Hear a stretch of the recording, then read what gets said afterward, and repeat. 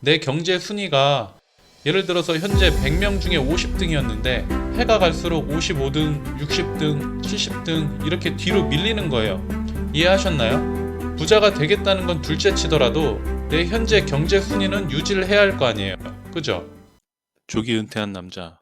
오늘은 지난 시간에 이어서 투자를 왜 해야 하는지, 투자를 안 하면 왜 가난해지는지에 대해서 말씀드려 볼까 합니다. 우선 이 세상 경제 시스템은 기본적으로 시장에 돈이 계속 많아지는 구조예요. 시간이 갈수록 화폐의 양이 계속 늘어나서 현금의 가치는 뚝뚝 떨어집니다. 경제를 돌리기 위해서는 필연적이라고 할 수 있는데 인플레이션이라는 단어는 많이 들어보셨을 거예요. 화폐가 왜 늘어나는지, 왜 꼭 늘어나야만 하는 건지 자세한 내용은 인터넷에 찾아보면 내용이 수없이 많을 거예요. 혹시 이해가 안 가신다면 한번 찾아보도록 하시고, 여기를 보면 1900년도 초반부터 2020년까지 1달러로 살 수 있는 게 점점 줄어들고 있죠. 즉 시간이 갈수록 이 세상에 돈의 양이 많아지다 보니까 상대적으로 같은 돈으로 살 수 있는 게 적어지는 거예요. 뭔가를 살려면 더 많은 돈을 내줘야 하는 거예요. 여기서 생각을 해보면 투자를 안 한다는 건 현금만 가지고 있겠다는 건데, 내 현금이 줄어들지는 않겠지만 해가 갈수록 그 돈으로 살 수 있는 것은 점점 적어지는 겁니다.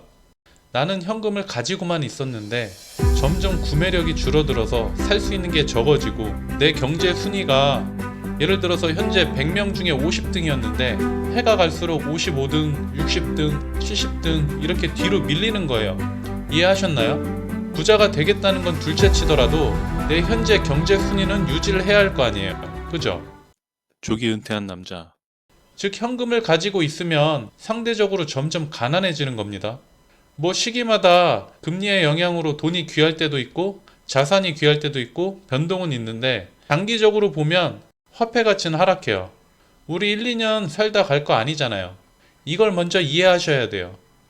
내 순위가 최소한 뒤로 밀리지는 않도록 방어를 해야 된다. 그럼 우리는 뭘 해야 되냐? 월급을 받으면 꾸준히 여러 자산으로 치환시켜 나가야 되는 거예요. 치환. 여러 자산이라고 하는 건 주식, 부동산, 암호화폐, 채권, 원자재 뭐 다양합니다. 치환한다는 것은 내 돈을 주고 뭔가랑 바꾼다는 건데, 어느 시기에 치환을 하는가도 중요합니다. 자산이 고점인 시기에 치환을 시키냐, 저점에 치환을 시키냐, 이거에 따라서 10년에서 20년만 지나도 몇 배, 몇십 배까지 차이가 날 거예요. 그런데 초보 투자자인 우리가 현재 고점이냐, 저점이냐 알 수 없잖아요. 그래서 분산 투자, 분할 매수라는 말이 나오는 거고, 공부를 해야 하는 겁니다. 그럼 공부를 하면 현재 고점인지 저점인지 다 알 수가 있냐? 다 알 수는 없지만 최소한 너무 엉뚱한 걸 산다든지 뭐 독이 든 사과를 산다든지 그런 거는 막을 수 있어요.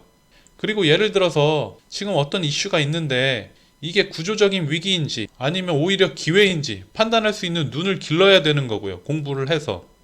이 세상에 돈은 계속 많아진다고 했는데 많아지는 방법은 몇 가지가 있지만 이건 혹시 모르는 분들도 있을 것 같아서 잠깐 설명을 드리면, 예를 들어서 누가 1억 원을 은행에 맡겼다고 생각해 보자고요. 그럼 그 사람 통장에 1억 원이 찍혀 있겠죠. 다음날 돈이 필요한 누군가가 은행에서 1억 원을 빌려갔다고 생각해 보세요. 그럼 은행에 남은 돈은 0원이어야 되죠. 근데 며칠 뒤에 은행에 1억을 맡겼던 사람이 급하게 돈이 필요해서 1억을 다시 돌려달라고 하면 은행은 돌려줍니다. 이해되시나요? 즉 시장에 2억이 돌아다니는 거예요. 은행은 가지고 있는 돈만 빌려주는 게 아니기 때문에 사람들이 대출을 많이 받아갈수록 이 세상에 돈은 많아지는 겁니다. 사람들이 대출을 언제 많이 받아갈까요? 당연히 금리가 낮을 때죠. 이자가 싸니까.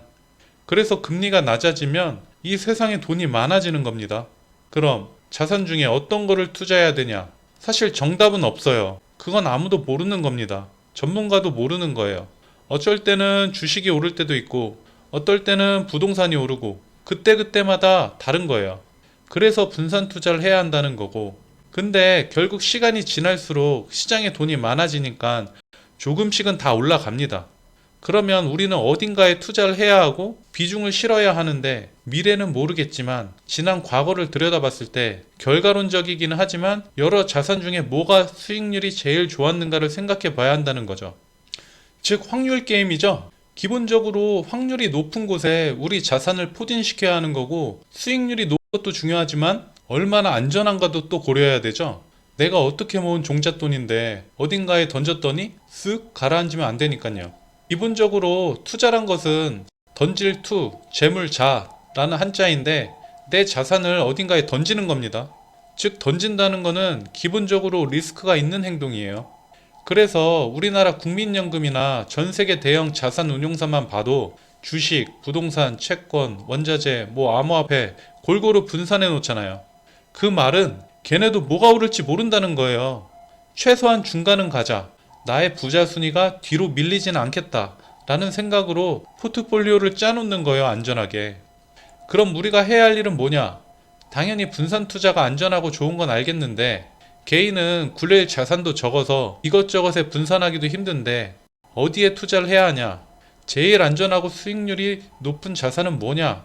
하면 바로 S&P 500과 나스닥, 미국 시장 지수예요. 화면을 보시면 S&P 500 수익률 그래프인데, 파란 선은 S&P 500에 속해 있는 회사들이 성장을 해서 상승한 수익률이고, 노란색 그래프는 인플레이션으로 이 세상에 돈이 계속 많아져서 그게 주가에 반영이 된 실제 수익률인데, 이것만 봐도 인플레이션이 얼마나 무서운지 알겠죠? 인플레이션에 탑승 못하고 현금만 장기간 가지고 있으면 안 된다는 걸 아실 수 있겠죠? 미국이 망할 수도 있지 않냐, 이렇게 생각하시는 분들도 있을 수 있는데, 물론 망할 수 있습니다. 절대라는 건 없으니까요. 근데 미국이 망하면 전 세계가 망하는 거고, 그 전에 이미 우리나라뿐만 아니라 전 세계는 더 망했을 거예요. 이런 말도 있어요. 미국이 망하면 전 세계는 무조건 망하지만 전 세계가 망해도 미국은 안 망할 수 있다. 그나마 제일 안전하다는 겁니다. 미국 시장 지수보다 더 높은 수익률을 얻고 싶으신 분들은 이것저것 투자도 많이 해봤을 거예요. 근데 대부분의 사람들은 미국 월가의 전문가들조차도 시장 수익률을 못 따라온다는 게 팩트입니다. 이렇게 돈이 점점 많아지는 경제에 대해서 충분히 이해를 먼저 하시고 접근하시기를 바랄게요. 조기 은퇴한 남자. 마지막으로 이런 얘기를 하시는 분들이 간혹 있긴 한데, 3%짜리 적금을 넣어서 1년 뒤에 1000만 원이 1030만 원이 되었다고, 작년보다 30만 원만큼 자산이 더 늘었다고 좋아하시는 분들이 있는데, 만약에 물가가 4% 올랐다면 오히려 자산이 깎인 겁니다. 남들보다 뒤로 간 거예요. 공부가 안 된 상태에서 투자를 하면 당연히 안 되는 거고, 오를 때는 알 때까지 공부하면서 그냥 시드머니를 모으는 게 나을 수도 있습니다. 오늘도 감사합니다. 혹시나 오해하실까봐 말씀드리는데, 이 영상은 투자를 권유하거나 종용하는 그런 영상이 아님을 말씀드립니다. 오늘도 행복한 하루 보내시길 바랍니다. 내용이 마음에 드셨다면 구독, 좋아요 부탁드릴게요. 감사합니다.